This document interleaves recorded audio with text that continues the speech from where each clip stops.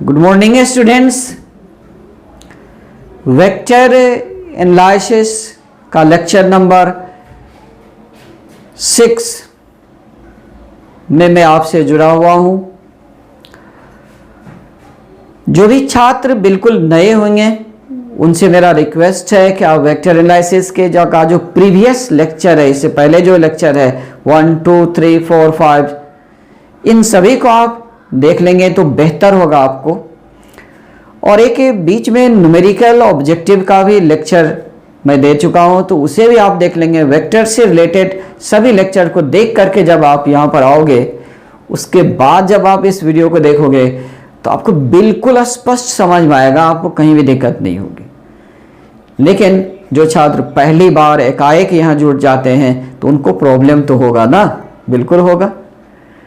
तो अब मैं अपेक्षा करता हूं कि आप पहले के वीडियो को जरूर देख लिए होंगे और अब आप मेरे साथ जुड़ गए होंगे। तो आइए आज मैं आप सभी से सब्ट्रैक्शन ऑफ वेक्टर्स को डिस्कस करता हूं।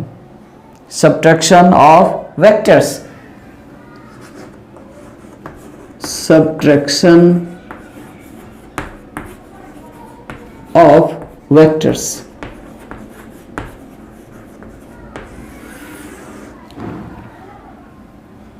मान लो आप suppose vector C equal vector A minus vector B.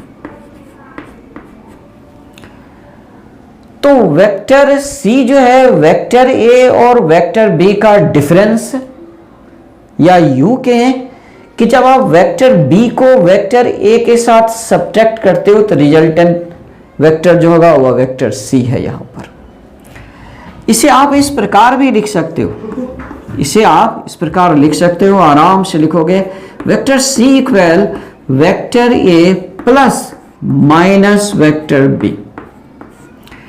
और यहां अगर आप ये लिखते हो कि vector C equal vector A plus minus vector B, तो इससे पता क्या चलता है?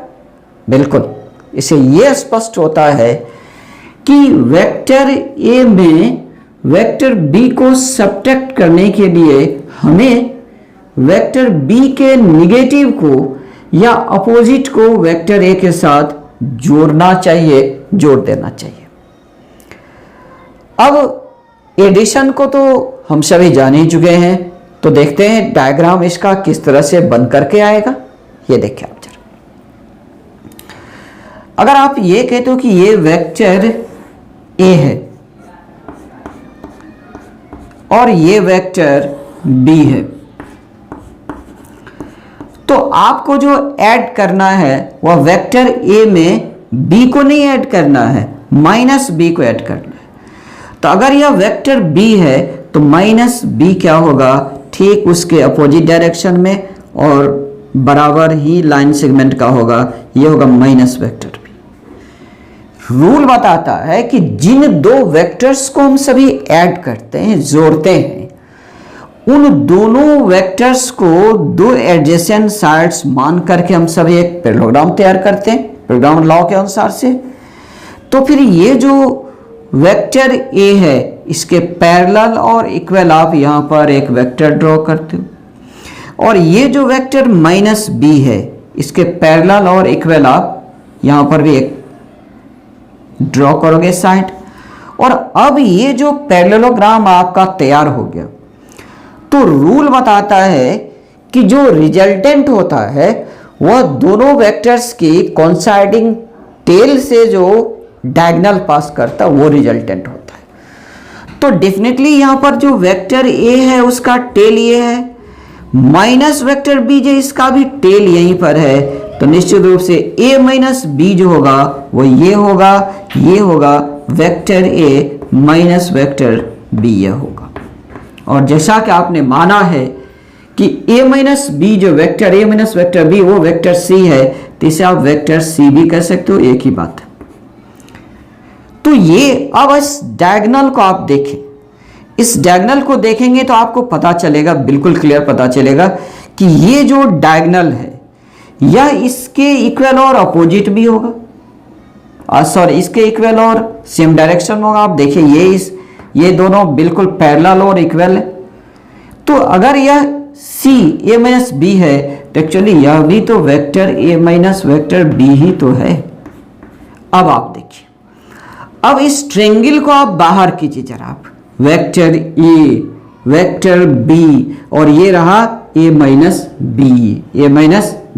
अब आप जरा इसे बाहर कीजिए तो आपको कौन सा डायग्राम मिलता है आप देख सकते हो। यहां पर अगर ये वेक्टर A है, ये वेक्टर B है, तो आप गौर से देखो, ये है A माइनस बी। कौन सा साइड है ट्रायंगल का? तो जो वेक्टर B के टर्मिनल से वेक्टर A के टर्मिनल को मिलाने वाला लाइन सेगमेंट है वह A माइनस बी है।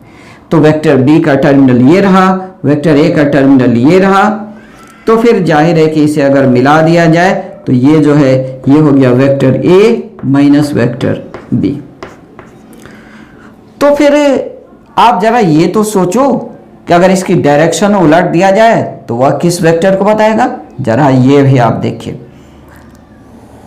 ये रहा वेक्टर A, ये रहा वेक्टर B। तो हमने नेगेटिव वेक्टर आपको पढ़ाया है, तो नेगेटिव वेक्टर की परिभाषा के अनुसार से आप जरा गौर से देखें, ये जो है A माइनस बी है और इसकी डायरेक्शन को उलट दिया जाए तो ये हो जाएगा vector B minus vector A। तो वेक्टर A वेक्टर B दोनों की टेल कॉन्साइड कर रहा है, और अगर B के टर्मिनल से A के टर्मिनल को आप मिलाते हो तो वह A माइनस बी होता है, और जब आप A के टर्मिनल से B के टर्मिनल को मिलाते हो तो वह B माइनस A होता है। तो यहां से तो बिल्कुल क्लियर है कि सब्ट्रैक्शन का जो डायग्राम आएगा, जैसा कि आगे चल करके आप रिलेटिव वेलोसिटी पर होगे तो रिलेटिव वेलोसिटी में आपको डायग्राम बनाना पड़ेगा। डायग्राम अगर आप बनाना जानते हो तो आपका बिल्कुल सही सवाल बनेगा, अन्यथा आप फंस जाते हो, आपको दिक्कत होता है। तो सबसे पहले तो हम सभी यह सीख लें कि जो रिजल्टेंट सब्ट्रैक्शन है वह कौन सा साइड होगा। फिर से आपको मैं सिखा दूं कि अगर आप दो वेक्टर्स लेते हो, वेक्टर A वेक्टर B, दोनों की टेल यहां कॉन्साइड कर रहा है, B के टर्मिनल से A के टर्मिनल को मिलाने वाला line segment A minus B होगा, तो वेक्टर A के टर्मिनल से B के टर्मिनल को मिलाने वाला line segment B minus A होगा। अब जरा और भी क्लियर होकर के देखिए सर आप, अगर आप ये मान लो कि ये वेक्टर P है, ये वेक्टर Q है, और अगर आपको निकालना है P माइनस Q, तो कौन सा माइनस हो रहा है? तो वेक्टर Q माइनस हो रहा है।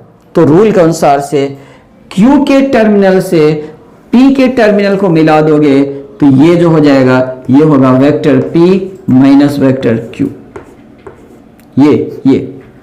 और यदि ये वेक्टर P है,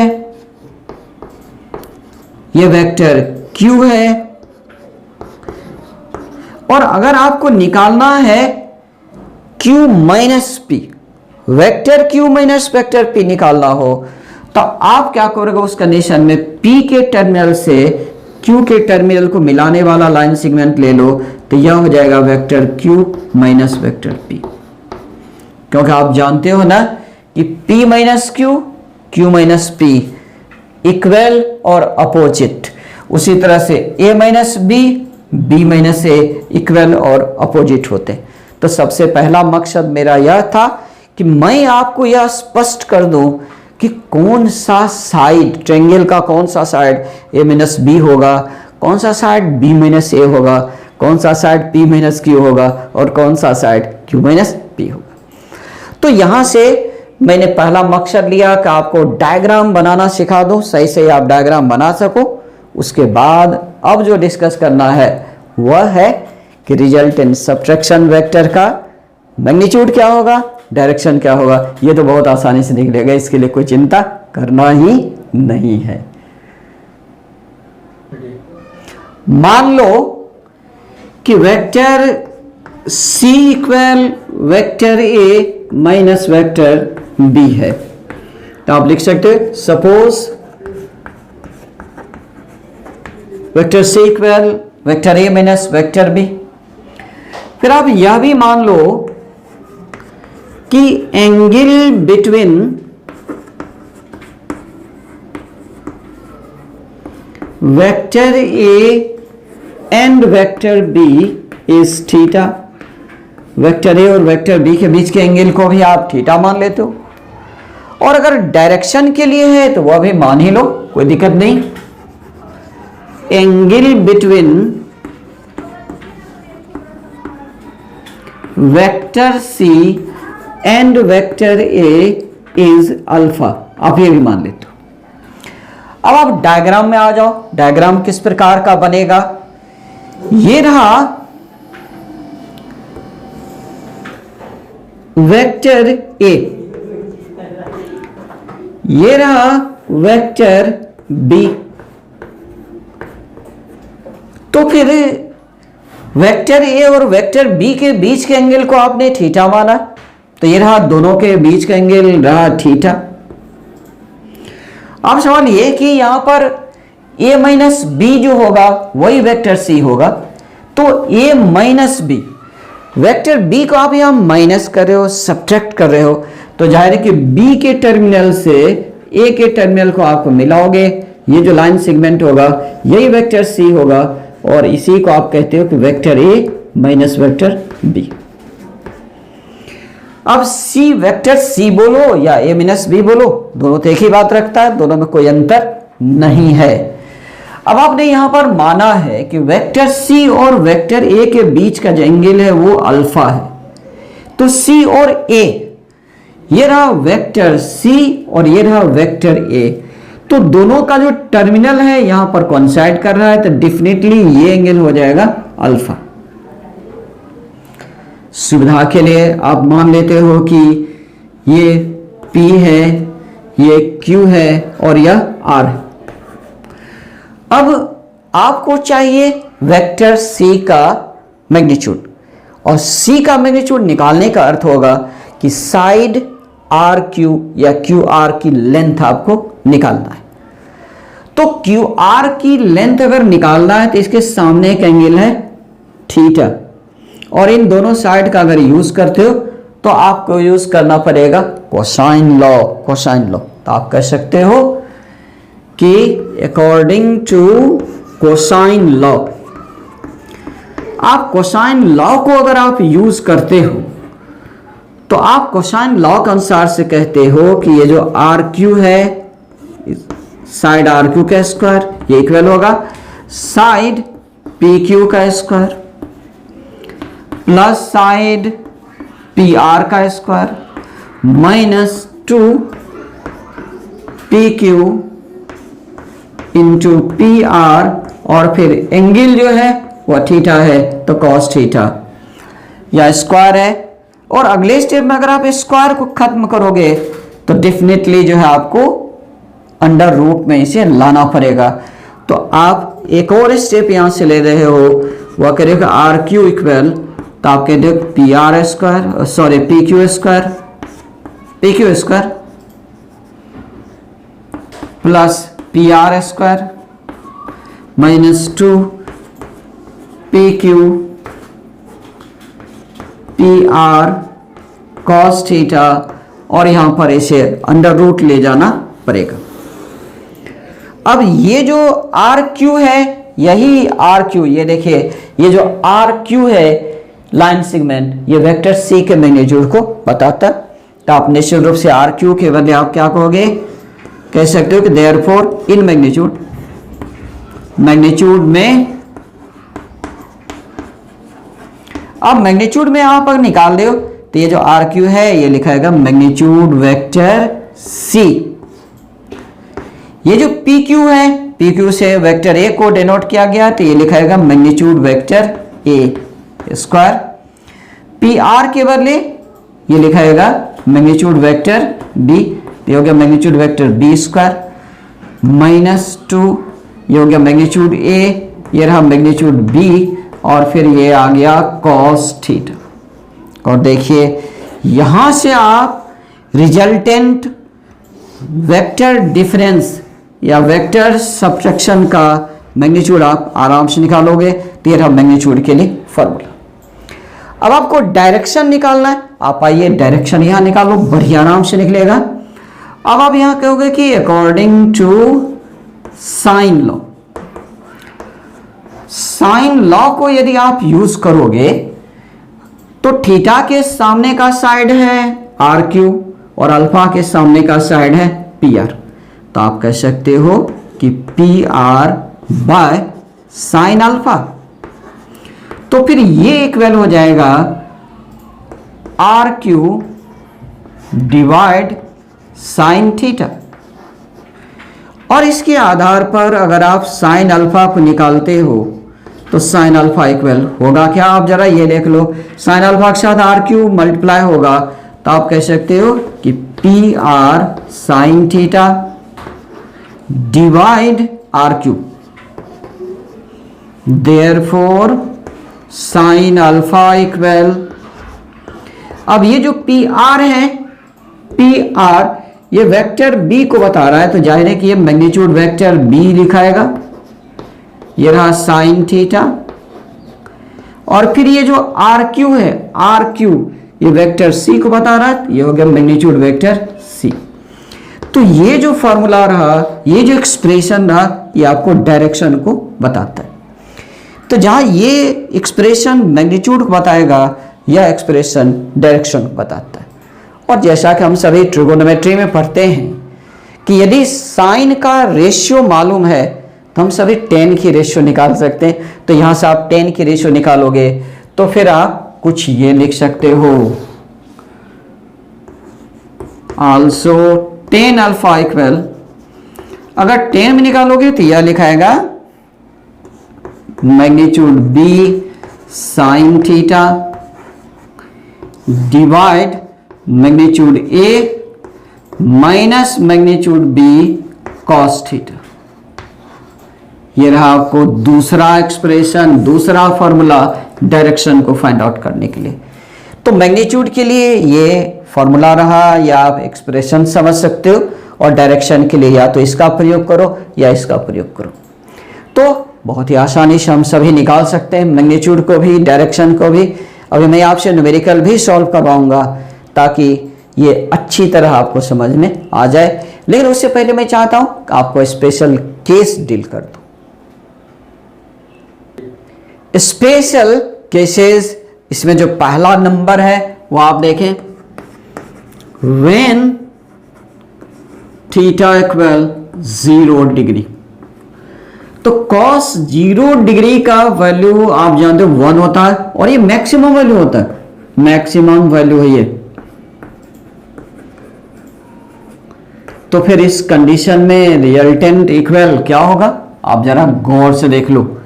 अगर आप वेक्टर सी निकालते हो मैग्नीट्यूड में, तो आप लिखोगे magnitude A square plus magnitude B square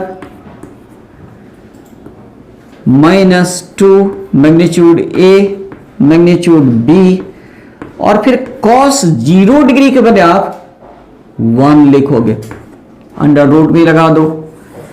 तो आप जरा देखो तो आपको क्या मिल रहा है, बिल्कुल स्पष्ट होकर के आ रहा है कि इस कंडीशन में जो c का मैग्नीट्यूड है ये या तो होगा magnitude a minus magnitude b, या यह हो जाएगा magnitude b minus magnitude a। और यह मिनिमम वैल्यू है, सबसे छोटा वैल्यू आपको यह गिव कर रहा है, इससे कम वैल्यू आपको नहीं मिलेगा, क्योंकि जब cos का वैल्यू सबसे अधिक होगा तो जाहिर है कि रिजल्टेंट का वैल्यू सबसे कम होता है। तो ये जो कंडीशन है यह एडिशन का नंबर 2 है। एडिशन में जब आप वेक्टर को जोड़ते हो तो 180 डिग्री पर a माइनस बी या b माइनस ए होगा, लेकिन अगर आप घटाते हो तो 0 डिग्री पर ही होता है। इसका मतलब ये हुआ कि दोनों बिल्कुल अपोजिट प्रोसेस है। वैसे भी आप जानते हो एडिशन और सब्ट्रैक्शन अपोजिट प्रोसेस। अब आप सोच रहे होंगे कि यहाँ पर एंगल कितने डिग्री होगा, तो एंगल या तो 0 डिग्री होगा या नहीं तो 180 डिग्री का एंगल होगा। यदि a माइनस बी करते हैं, a का मैग्नीट्यूड बड़ा है b से, तो फिर 0 डिग्री, और अगर बी का मैग्नीट्यूड बड़ा है ए से तो फिर 180 डिग्री का एंगल आएगा। नंबर 2 देखिए आप, व्हेन थीटा इक्वल 180 डिग्री और cos 180 डिग्री -1 होता है। जरा अब आप देखें कि क्या होने वाला है। तो फिर इस कंडीशन में जो आप C का मैग्नीट्यूड कैलकुलेट करोगे तो ये बराबर हो जाएगा magnitude A plus magnitude B हो जाएगा, क्योंकि अगर आप यहां पर -1 से मल्टीप्लाई कर देते ये तो प्लस हो जाएगा और फिर A प्लस B मिल जाएगा, और ये मैक्सिमम वैल्यू है। सब्ट्रैक्शन में जो मैक्सिमम वैल्यू आता है वो आपको इतना ही मिलेगा, और इस कंडीशन में अल्फा जो होगा वो 0 डिग्री ही होगा, क्योंकि C का डायरेक्शन वही होगा जो वेक्टर A का डायरेक्शन होगा, यानी 0 डिग्री। नंबर 3 में आप देखें, number 3, when theta equal 90 degree, तो cos 90 डिग्री तो सभी जानते हैं ये 0 ही होता है। तो फिर रिजल्टेंट क्या हो जाएगा, तो इस कंडीशन में C का जो मैग्नीट्यूड होगा ये इक्वल हो जाएगा magnitude A square plus magnitude B square under root.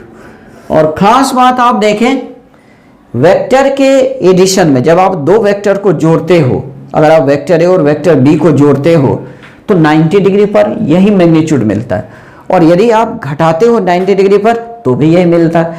इसका मतलब ये होता है कि 90 डिग्री का एंगल अगर दो वेक्टर्स के बीच में हो तो चाहे वेक्टर को ऐड करो या सब्ट्रैक्ट करो, मैग्नीट्यूड बराबर होगा लेकिन डायरेक्शन अलग होगा। क्यों, वो भी मैं आपको बता देता हूँ डायरेक्शन क्यों अलग होगा। तो फिर यहां पर अगर आप tan अल्फा निकालोगे तो फिर ये tan अल्फा इक्वल क्या हो जाएगा, तो ये हो जाएगा magnitude B by magnitude A, लेकिन एडिशन से इसका डायरेक्शन बिल्कुल डिफरेंट। ये देखिए आप, अगर ये वेक्टर A है, ये वेक्टर B है, और दोनों के बीच का एंगल है 90 डिग्री, और आप निकाल दो A माइनस B, तो जाएगा कि B के टर्मिनल से A के टर्मिनल को मिलाने वाला जो लाइन सेगमेंट होगा ये हो जाएगा vector A minus vector B। ये तो मैं आपको बता ही चुका हूं, ये होगा A माइनस B। और फिर अल्फा, ये वेक्टर C है, इसी का आप वेक्टर C कहते हो, तो ये एंगल होगा अल्फा। क्लियर। अब नंबर 4 में आप आ जाओ, when magnitude A equal magnitude B, यानी दो वेक्टर के मैग्नीट्यूड बराबर है, तब उस कंडीशन में क्या होगा। तो यहां पर जो रिजल्टेंट का मैग्नीट्यूड आएगा C, उसके लिए आप लिख सकते हो 2 मैग्नीट्यूड A और साइन थीटा बाय 2। तो क्या डिफरेंस है एडिशन और सब्ट्रैक्शन में, जरा उसे आप देखोगे तो आप याद करो, एडिशन में जब दो वेक्टर का मैग्नीट्यूड इक्वल होता है तो 2A cos थीटा बाय 2 होता है एडिशन में, और सब्ट्रैक्शन में वही साइन थीटा बाय 2 हो जाता है। और डायरेक्शन का जहां तक सवाल है, alpha equal 90 minus theta by 2 होगा, जबकि एडिशन में अल्फा इक्वल थीटा बाय 2 आता है। तो 4 स्पेशल केसेस मैंने आपके सामने रखा, 2 और मैं आपके साथ डील कर लेना चाहता हूं, बेहतर रहेगा। नंबर 5 आप देखें, when magnitude A equal magnitude B and theta equal 90 degree, अगर थीटा 90 डिग्री हो जाता तो उस कंडीशन में C का जो मैग्नीट्यूड निकलेगा ये इक्वल हो जाएगा मैग्नीट्यूड A रूट 2। आराम से आप निकालो, कोई प्रॉब्लम नहीं है। और number 6, with magnitude A equal magnitude B, अगर A और B का मैग्नीट्यूड बराबर है और फिर थीटा जो है ये हो जाता हो 60 डिग्री, तो इस कंडीशन में मैग्नीट्यूड C जो है ये इक्वल हो जाता है मैग्नीट्यूड A का, और ये इक्वल हो जाएगा मैग्नीट्यूड B का, यानी तीनों मैग्नीट्यूड में बिल्कुल बराबर हो जाते हैं। तो ये 6 स्पेशल केसेस हैं, 6 स्पेशल केसेस हैं जिन पर कि कंपटीशन में प्रायः सवाल पूछता है, या आप जो सवाल बनाओगे उसमें इनका काफ़ी ज़्यादा प्रयोग होगा। अब मैं चाहता हूँ कि आप सभी से कुछ सवाल को डिस्कस कर लो ताकि आपको ज़्यादा अच्छा से समझ में आ जाएगा। एक क्वेश्चन देखें आप। A car is moving towards east with constant speed 40 meter per second. At a turning of road, it turns towards north and moves with constant speed 30 meter per second. Change in velocity of the car is, आपको 4 option यहाँ पर दिया हुआ है। अगर इस question को आप अच्छी तरह पढ़ें तो आपको ये पता चल रहा है कि कार जो है पहले ईस्ट के डायरेक्शन में जा रहा है और उसका जो वेलोसिटी है वो 40 मीटर पर सेकंड है। तो सॉल्यूशन मैं यहाँ करता हूँ, आप यहाँ पे कह सकते हैं कि v1 इक्वल 40 मीटर पर सेकंड इन ईस्ट, ये ईस्ट के डायरेक्शन में है। फिर कह रहा कि it turns towards north and moves with constant speed 30 metre पर सेकंड। तो जो वेलोसिटी बाद में कार का हो जाता है v2, ये 30 मीटर पर सेकंड हो जाता है, 30 मीटर पर सेकंड। और फिर ये है नॉर्थ में, इन नॉर्थ, तो नॉर्थ की डायरेक्शन में।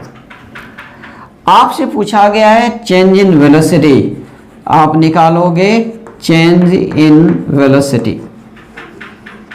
तो चेंज इन वेलोसिटी को यदि आप v कहते हो तो ये इक्वल हो जाएगा v2 माइनस v1। ज़्यादा बेहतर होगा कि इसे हम सभी डेल्टा v लिख लें, क्योंकि चेंज इन वेलोसिटी लिखने delta v equal to v2 minus v1। अब क्या होगा डायग्राम, ये आप बना लो तो और भी अच्छा रहेगा, डायरेक्शन निकालने में आपको सुविधा रहेगी। ये रहा v1 जो कि ईस्ट की डायरेक्शन में, ये ईस्ट की डायरेक्शन, और v2 जो है या नॉर्थ की डायरेक्शन में, तो ये रहा नॉर्थ की डायरेक्शन में, ये रहा v2। और आपको निकालना है v2 माइनस v1। तो v1 को आप माइनस कर रहे हो, इसका मतलब v1 वेक्टर जो है इसके टर्मिनल से v2 के टर्मिनल को आप मिलाते हो, तो ये जो होगा ये होगा डेल्टा v, जो कि आप कह सकते हो कि v2 माइनस v1 ये होगा। तो फिर आपको इसकी ये मैग्नीट्यूड भी चाहिए, साथ ही साथ डायरेक्शन भी चाहिए, इसकी डायरेक्शन भी चाहिए आपको, दोनों ही आप निकाल सकते हो, कहीं प्रॉब्लम नहीं है। ये रहा रिजल्टेंट और ये v2 के साथ डायरेक्शन, तो ये फिर ये होगा एंगल अल्फा। अब आप मैग्नीट्यूड को निकालना चाहते हो तो मैग्नीट्यूड के लिए आप देखो कि दोनों के बीच में एंगल कितना है। तो v1 ईस्ट में, v2 नॉर्थ में है, तो दोनों के बीच का एंगल थीटा जो है ये 90 डिग्री हो जा रहा है। और 90 डिग्री अगर दो वेक्टर्स के बीच का एंगल हो जाता है तो स्पेशल कंडीशन में ये आ जाता है। तो आप यहाँ कह सकते हो कि इन मैग्नीट्यूड में यहाँ आप थीटा मेंशन कर सकते हो 90 डिग्री। तो in magnitude delta v equal आप कह सकते हो कि v2 magnitude v2 square plus magnitude v1 square under root, अगर आप इसे कैलकुलेट कर लो तो ये v2 मीन 30 स्क्वायर आप करते हो प्लस 40 स्क्वायर अंडर रूट, और यूनिट जो होगा वो मीटर पर सेकंड में होगा, और कैलकुलेट कीजिए तो ये 50 मीटर, आपको 50 मीटर पर सेकंड में आ जाता है। तो मैग्नीट्यूड 50 मीटर पर सेकंड हुआ, तो या तो ये सही है या तो ये सही है। अब इसकी डायरेक्शन देखना है कि इसकी डायरेक्शन क्या होगा, क्योंकि डायरेक्शन जब आप कैलकुलेट करोगे तो फिर आपका सही आंसर आएगा। और अब आप देखिए डायरेक्शन के लिए आप 10 में निकाल सकते हो या साइन में निकाल सकते हो। अगर आप 10 अल्फा निकालते हो तो रूल के अनुसार से ये हो जाएगा आपका v2 माइनस v1 है, तो यहाँ वेक्टर b का काम v1 कर रहा है, तो ये होगा magnitude v1 by magnitude v2। v1 40 है और v2 जो ये 30 है, अगर आप देखो तो ये 4/3, तो एक्चुअली अल्फा इक्वल आपको आ रहा है 53 डिग्री आ रहा है, 53 डिग्री अल्फा आ रहा है। तो 53 डिग्री जो एंगल आ रहा है वो आपका आ रहा है, ये देखिए आप अगर डायरेक्शन देखिएगा तो ये एंगल अल्फा है। इस डायग्राम को अगर आप और भी क्लियर करो, अगर ये अल्फा ये 53 डिग्री है तो ये एंगल जो है ये 37 डिग्री होगा। अगर ये 53 डिग्री है तो ये 37 डिग्री होगा। तो 37 डिग्री अब आप समझ सकते हो कि ये जो डायरेक्शन है ये वेस्ट होगा। अगर ये डायरेक्शन ईस्ट है, ये देखिए आप, ये डायरेक्शन वेस्ट है, ये डायरेक्शन नॉर्थ है, और ये जो वेक्टर है ये एंगल 37 डिग्री, तो ये एंगल 37 डिग्री हो गया, और ये डायरेक्शन है, ये डेल्टा वी का डायरेक्शन है। तो ये 37 डिग्री जो है ये वेस्ट के साथ आया नॉर्थ के टुवर्ड्स, तो इसका मतलब ये हुआ कि 37 डिग्री नॉर्थ ऑफ वेस्ट। तो यहां पर आंसर आपका हो जाएगा 50 मीटर पर second at 37 degree north of west, ये आपका सही आंसर रहेगा।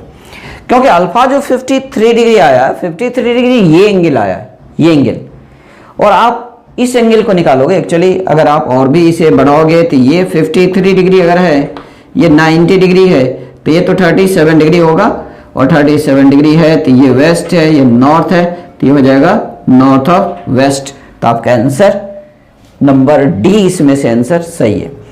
तो छात्रों आप सभी को ज़्यादा मेहनत नहीं करना, जब भी कंपटीशन में इस तरह के सवाल आएंगे तो आपको डायरेक्ट बनाना, कलम चलाने की जरूरत नहीं, बिल्कुल जरूरत नहीं। आप क्या करोगे, 30 है, 40 है, 90 डिग्री का एंगल है, तो आप समझ जाओगे 30 स्क्वायर 40 स्क्वायर अंडर रूट, तो 50 मीटर पर सेकंड तुरंत आ जाएगा। तो मैग्नीट्यूड तो तुरंत निकल गया। अब डायरेक्शन के लिए आप टेन अल्फा निकाल लो या साइन अल्फा निकालो, वह आया, और फिर उसको देखो प्रॉपर्ली वह किस डायरेक्शन में, और उस डायरेक्शन के अनुसार से आप देखो कौन सा ऑप्शन सही है, आपका आंसर बिल्कुल सही आ जाएगा। अगला क्वेश्चन देखें आप, a cyclist is moving in a circular path with constant speed 5.0 metre पर second in 2.0 second. The cyclist reaches at diametric opposite point. Magnitude of average acceleration is, तो मैग्नीट्यूड ऑफ एवरेज एक्सेलेरेशन आपसे पूछा है। आप इस question में देखो आपसे ये कह रहा है कि एक साइक्लिस्ट जो है, जैसे मान लो कि ये साइक्लिस्ट है, ये इस सर्कुलर पाथ पर मूव कर रहा है, तो साइक्लिस्ट कांस्टेंट स्पीड के साथ मूव कर रहा है। सपोज कर लो कि इस पॉइंट से स्टार्ट करता है, तो यहाँ पर जो इसका वेलोसिटी होगा वो होगा v1, और ये होगा 5.0 मीटर पर सेकंड, और आप डायरेक्शन देख सकते हो डायरेक्शन क्या है।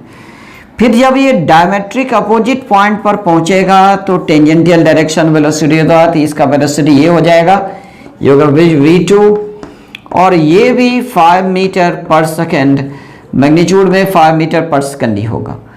अब आपसे पूछा गया कि एवरेज एक्सेलरेशन, तो एवरेज एक्सेलरेशन जो होता है, जो एवरेज एक्सेलरेशन होता है, ये रहा एवरेज एक्सेलरेशन, इसकी मैग्नीट्यूड अगर आप निकालिएगा तो ये हो जाएगा change in velocity delta we bye time interval delta T. आप इसे कैलकुलेट करते, तो फिर आप चेंज इन वेलोसिटी निकालोगे और उसे टाइम इंटरवल से डिवाइड करोगे, तो फिर ये कैलकुलेट हो जाएगा। अब आप चेंज इन वेलोसिटी निकालते हो तो देखो क्या आता है, आप ये देखो, ये जो डेल्टा v है, जैसे आप कहते हो v2 minus v1, v2 minus v1, अब आप दोनों की डायरेक्शन देख सकते हो। v1 जहां इस डायरेक्शन में है, तो v2 जो है वो इसके जस्ट अपोजिट डायरेक्शन में। आप बताइए दोनों के बीच में एंगल कितने डिग्री का हुआ, 180 डिग्री, और एंगल 180 डिग्री है। आप यहाँ पर कहोगे कि theta equal to 180 degree, 180 degree, तो मैग्नीट्यूड में आप ये कहोगे कि इसकी जो मैग्नीट्यूड होगा इसमें ये दोनों ऐड हो जाएगा, क्योंकि 180 डिग्री पर दो वेक्टर के मैग्नीट्यूड जो होते हैं वो जुड़ जाते हैं। तो ये हो गया 5.0 मीटर पर सेकंड प्लस 5.0 मीटर पर सेकंड, तो आप देख सकते हो कि ये आपका आ रहा है 10 मीटर पर सेकंड। तो चेंज इन वेलोसिटी 10 मीटर पर सेकंड आया, और अब आप इस वैल्यू को यहाँ लेकर के रख दो, तो ये हो गया आपका 10 मीटर पर सेकंड, और टाइम इंटरवल आप देख सकते हो 2.0 सेकंड आपको दिया हुआ है, तो ये हो गया 2.0 सेकेंड। तो फाइनल आंसर इज 5.0 मीटर पर सेकेंड स्क्वायर। तो यहां से कैलकुलेट होकर के आ रहा है और अब आप आंसर बता सकते हो कि आंसर इसमें से ए आंसर बिल्कुल सही है। तो ये बहुत जरूरी है। अभी आप मोशन में इन नहीं किए हो, लेकिन 9th क्लास में आप एवरेज वेलोसिटी या क्या कहते हैं एवरेज एक्सेलरेशन के बारे में आप जानते हो कि acceleration is equal to change in velocity by time interval होता है। इसलिए मैं इस सवाल को उठा लाया। तो जैसे ही आप मोशन चैप्टर में इन करोगे, लॉज ऑफ मोशन में जाओगे, तो फिर जो सब्ट्रैक्शन ऑफ वेक्टर है उसका यूज होने लग जाता है। इसलिए यह बहुत जरूरी है कि हम सभी वेक्टर्स के सब्ट्रैक्शन को भी समझें कि किस प्रकार सब्ट्रैक्ट करेंगे और कैसे आसानी से मैग्नीट्यूड और डायरेक्शन हम सभी निकाल सकते हैं।